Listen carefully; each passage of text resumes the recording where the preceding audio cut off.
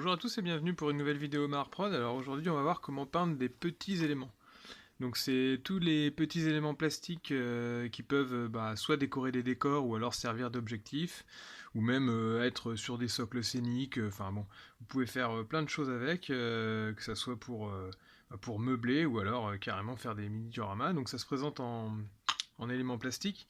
Vous avez l'embarras du choix, parce que Games Workshop on a quand même sorti de nombreux références au fur et à mesure des années. Par exemple, ça commence à être des grappes qui sont un peu vieilles. D'ailleurs, il y a marqué dessus la date, donc c'est 97. C'était les anciens bidons qui étaient simples avec un cylindre avec les bandes de maintien et puis juste une ouverture. Maintenant, les tonneaux, ils ont un petit peu évolué. Ils sont dans des... Alors bon, il y a des crânes dessus, il y a un Aquila impérial, bref. Là, vous avez un piège à char, d'autres pièges à char ici, un petit bidon d'essence. Une plateforme qui fait genre palette mais en mode 40 000. Une caisse dans laquelle vous pouvez soit la laisser vide, soit mettre une sorte de fond avec des munitions. Donc ça c'est pas mal en objectif pour Necromunda. Une sorte de gros container cylindrique, peut-être pour parachuter des choses, dans le style des containers qu'il y avait pendant la Seconde Guerre mondiale. Et puis là une caisse longue où pareil vous pouvez mettre à l'intérieur un fond qui représente des missiles. Donc ça c'est une vieille grappe, mais aujourd'hui ils en ont ressorti plein d'autres. Il y en a donc à Necromunda, il y en a qui ont été carrément refaites à neuf, donc qui sont disponibles justement avec les décors containers. Il y en a un certain nombre dedans, pas mal de caisses, mais qui sont donc comme cela, c'est-à-dire avec fond plat. Et par contre il y en a d'autres qui sont sortis dans les objectifs impériaux, qui eux ne sont pas à fond plat, en fait ils sont moulés directement comme ça. Et alors ça c'est en train de te casser la gueule juste à côté, hop. Ils sont moulés directement comme ça avec des missiles à l'intérieur. Donc là on a des roquettes, un petit couvercle qui est en séparé, contrairement à ceux-là qui sont vraiment d'une seule pièce. Et donc c'est la même taille, sauf que vous pouvez choisir de les ouvrir, de les ouvrir pour découvrir l'intérieur ou alors complètement les fermer. Il y a toujours les vieux containers comme ça. Et puis après, ils ont rajouté 2-3 trucs. Alors moi, je m'en suis servi, je les ai collés ensemble pour faire des objectifs. Et sur chaque objectif, j'ai mis un petit numéro. Donc l'idée dans ce tutoriel, ça va être de peindre assez rapidement ce genre de petits décors, de petits objectifs, de petits éléments pour avoir ça assez vite. Donc on va passer directement à la sous-couche. Alors voilà pour les petits éléments. Comme d'habitude, hein, toujours les mêmes bandes de couleurs, les Gold Montana là. Ça c'est un vert militaire, alors c'est un vert qui est très très sombre, qui permet du coup de faire une bonne base, et puis ensuite il suffira de l'éclaircir avec un tout petit peu de brossage à sec. Et ça vous permet déjà de gagner énormément de temps.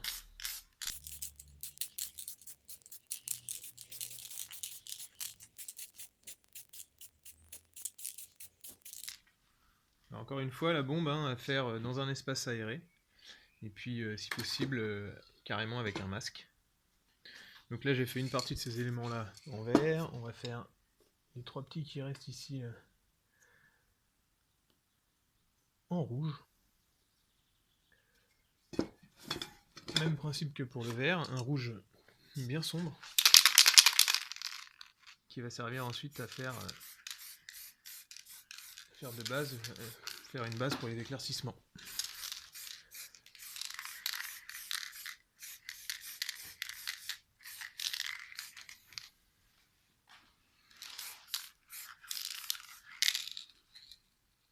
Et retour à l'atelier. Donc hop, nous voilà de retour sur l'atelier. Donc ça c'est tous les petits éléments que vous venez de voir à la sous-couche. Donc d'ailleurs on va peut-être mieux voir à la lumière pour le vert que je disais militaire là. Parce que là on a l'impression que c'est noir, mais en gros c'est un vert très foncé. Donc voilà. L'idée c'est en fait ça passe par là au niveau de la sous-couche, c'est que ça va vous permettre de vous avancer grandement dans le boulot en vous donnant une base de travail. Et après, il nous suffira de 6 couleurs pour arriver à un rendu en gros comme ça. C'est-à-dire qu'en fait on va utiliser la couche de base, un premier éclaircissement, ensuite un second, et puis après l'aigle impérial sur dessus. Donc en gros, si on va par là, il faut 4 couleurs par type de caisse. Et on remplace les verts par du rouge et du orange pour les caisses rouges. Donc après c'est tout bête. Là je suis sur un verre d'Archangel, qui est un verre très sombre, qui n'a pas vraiment d'équivalent aujourd'hui je crois. Enfin je crois pas qu'il l'ait refait à l'identique. Donc là on va passer sur des dry brush, du brossage à sec. Là c'est ce que je vous disais sur les nouveaux bidons, il y a une sorte de petit robinet, un aquila et puis de l'autre côté un crâne. Et donc, bon là on est sur le dessous, mais bon, enfin le dessous, dessus, hein, c'est comme on veut, là il sera à l'envers et puis c'est tout. Et en gros après, vous faites votre premier éclaircissement, pas besoin d'être vraiment précis ou de faire une sous-couche uniforme, on cherche à avoir, je sais pas, vraiment un effet comme ce que j'ai pu faire sur certains de mes décors si vous avez vu mes autres tutos. C'est-à-dire des gros brossages qui donnent comme des effets de lumière un peu. Même traitement que le métal.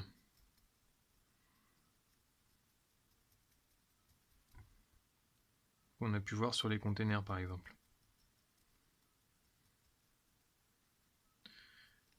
Donc là c'est vraiment du gros brossage. Alors si oui, on va peut-être rajouter une 7ème couleur si on veut faire des métaux. Par exemple sur le petit robinet, bon voilà, on va rajouter un métal. Hop, il suffit d'aller pas beaucoup plus loin. Pareil pour ceux-là. Alors est-ce que je les ai tous mis à l'envers? Non, c'est bon.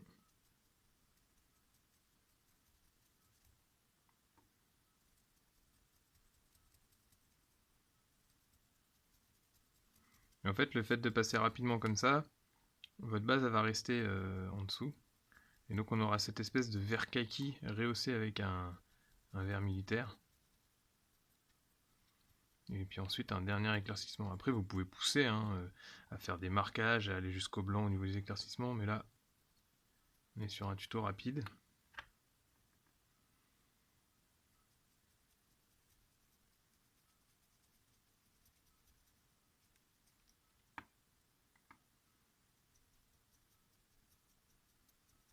C'est vrai que c'est des petits éléments qui sont sympas d'une à utiliser comme objectif. Dès que vous mettez des marquages dessus, par exemple, je sais pas moi, numéroter de 1 à 10 si vous faites des grosses parties apocalypse, ça peut servir.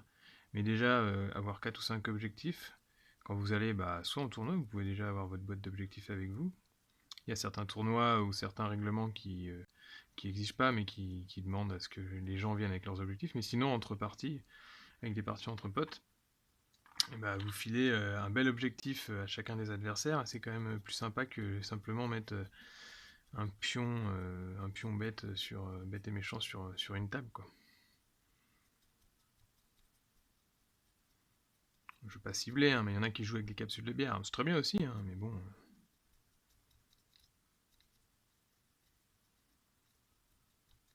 En plus, ça décore.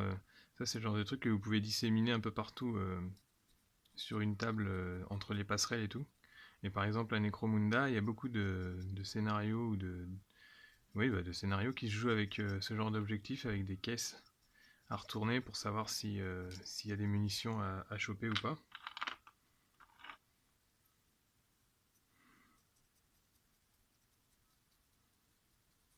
Donc là, j'utilise un pinceau Games grosse brosse. Enfin, c'est pas une brosse, hein, je crois que c'est un truc de dry brush, ouais, c'est ça. Dry brush, c'est marqué dessus. Ils n'ont pas voulu marquer brossage parce que maintenant ils traduisent plus les noms. Feignasse. Et hop. Alors avec les fonds creux, rien n'empêcherait de faire de refaire un petit fond avec une carte plastique si vous voulez vraiment pas que la caisse soit creuse, mais également justement de mettre quelque chose à l'intérieur. Par exemple, quand vous jouez des scénarios à Necromunda et que vous avez besoin de savoir si il y a telle ou telle caisse, vous pourriez mettre à l'intérieur, alors l'écrire, je sais pas, avec un marqueur, hein, ça doit pouvoir passer. Munitions, ou alors armes spéciales, ou alors rien du tout.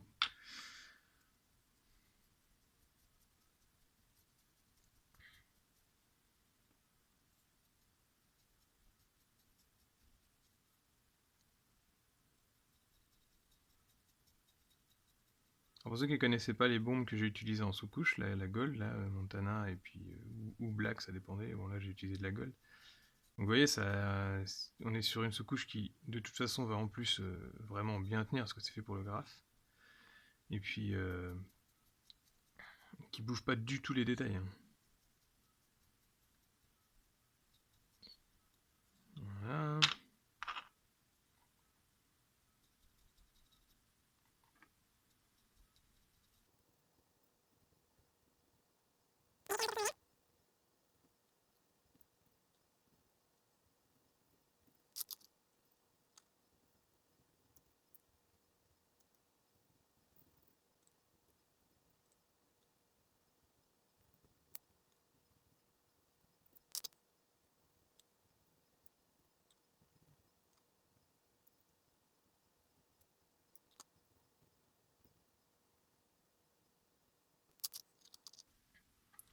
Donc là, voilà, passage à l'eau de verre, qui est un Snot Green.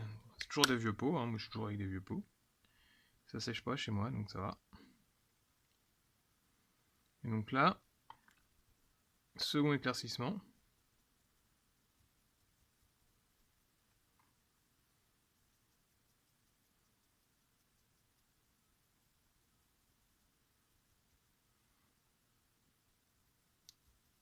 On peut y aller comme un bourrin, on s'en fout, hein. C'est vraiment. Puis en plus c'est du décor, hein. On n'est pas dans de la figurine de précision, c'est pas le sujet. L'idée, c'est d'avoir un rendu effectif pour le champ de bataille.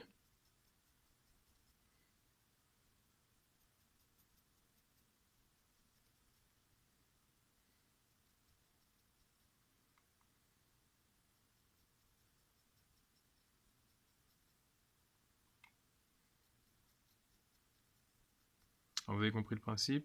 Pareil, je vais accélérer un petit peu pour cet éclaircissement là.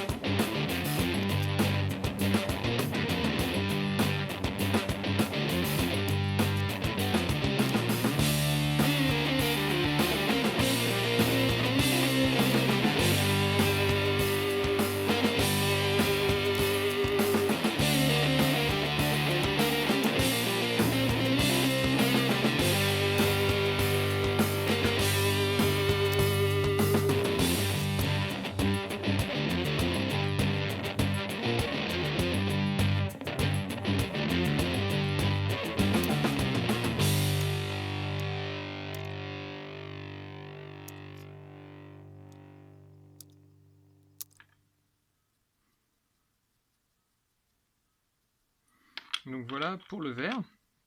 Ensuite on va passer directement au rouge, puisque de toute façon on va faire les aigles de la même couleur pour les deux caisses. Pour les deux types de caisses, je veux dire. Donc voilà, hein, c'est pas des choses très propres. Hein. De toute façon ça va vite, hein, c'est fait pour. Et hop, donc là on passe sur un premier rouge, donc là je suis sur un nouveau pot, Méphiston Red, je connais pas encore bien, mais... Hop. Comme il est neuf, on va devoir essuyer un peu le pinceau.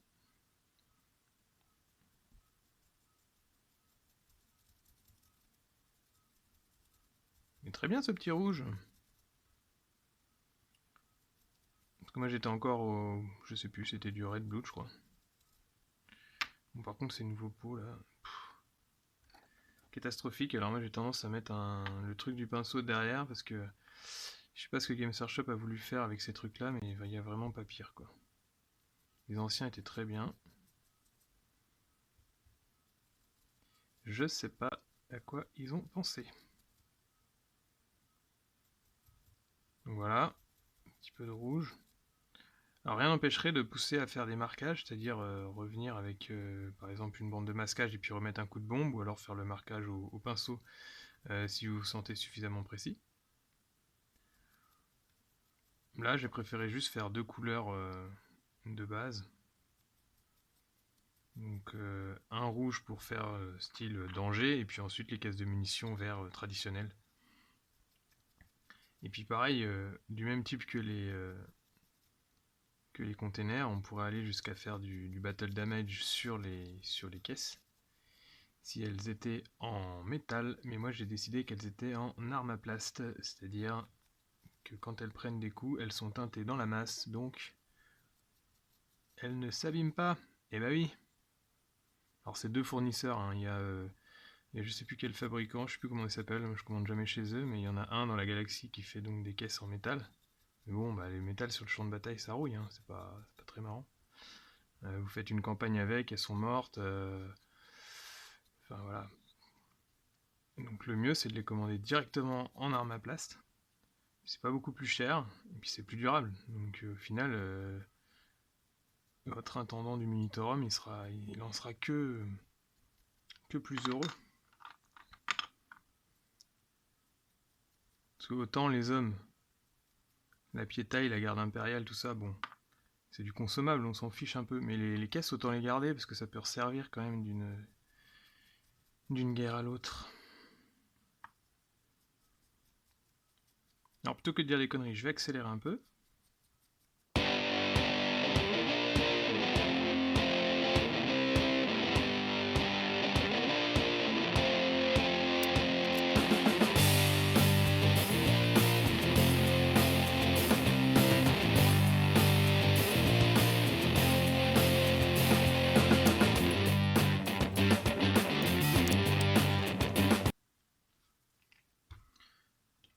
On passe au orange. Donc orange, pareil, avec parcimonie, on va pas en mettre beaucoup. C'est juste vraiment un highlight, faut y aller moins bourrin que pour le vert plus clair que j'ai mis là. Parce que sinon bah, ça va rendre la caisse orange et on veut qu'elle soit rouge. Donc là, c'est vraiment sur les arêtes.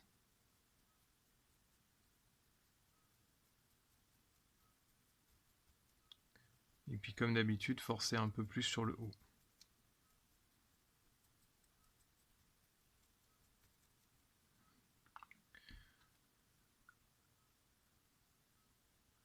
Voilà, ça suffit comme ça. Là, si votre peinture elle est pas sèche, c'est pas vraiment grave. La première couche, comme on travaille dans le frais, l'orange va se mêler à votre première couche et faire quelque chose de sympa. C'est pas un fondu, on va pas jusque là, mais ça permet de travailler sans complexe et plus rapidement. Petit coup d'accélérateur.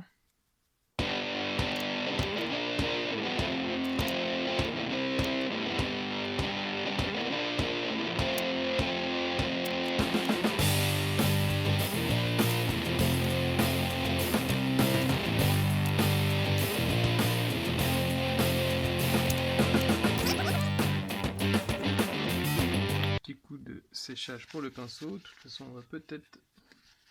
Non, on va garder le même. Et donc là, une première base avec du Zandri Dust ou n'importe quel ocre, un tant soit peu foncé qui puisse servir à faire une base de crâne ou un élément blanc.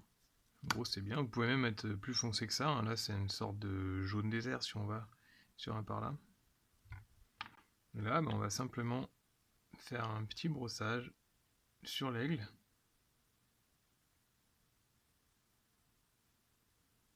Donc là, on essaie d'être un peu plus précis pour pas déborder sur ce qu'on vient de faire.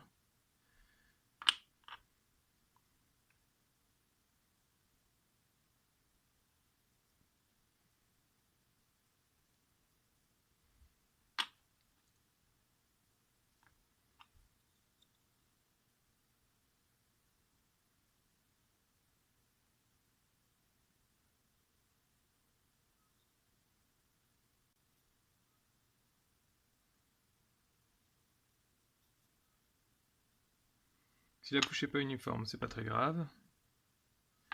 Là, on a un crâne sur les bidons, donc les crânes, on va les faire en blanc. Et puis l'aigle, aussi en blanc, allez.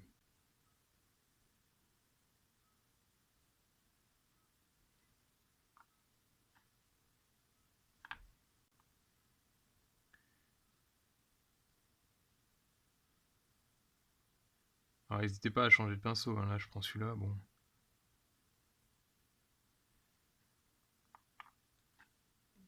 C'est pas le pinceau le plus précis qui se fasse.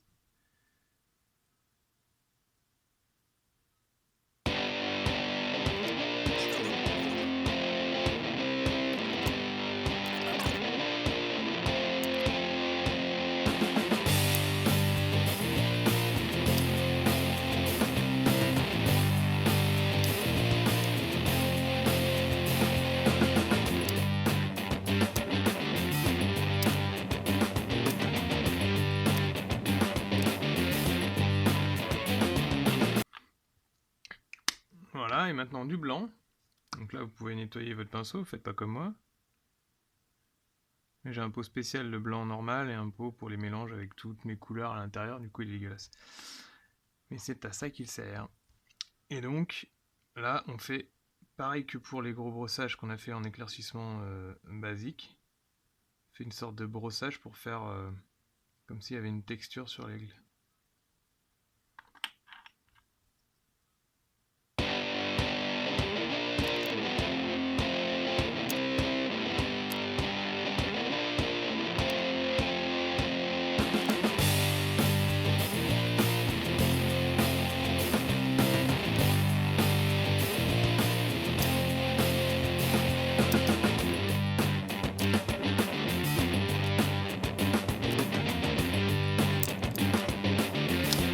Et donc voilà pour cette vidéo. Donc on arrive à pile 30 minutes de peinture. Là je m'arrête, c'était juste pour vous montrer comment peindre vraiment rapidement des éléments et puis que ça soit somme toute suffisamment visuel pour aller directement sur une table de jeu. Donc un petit élément, un petit échantillon pour qu'on voie un peu mieux à la lumière. En gros voilà l'état.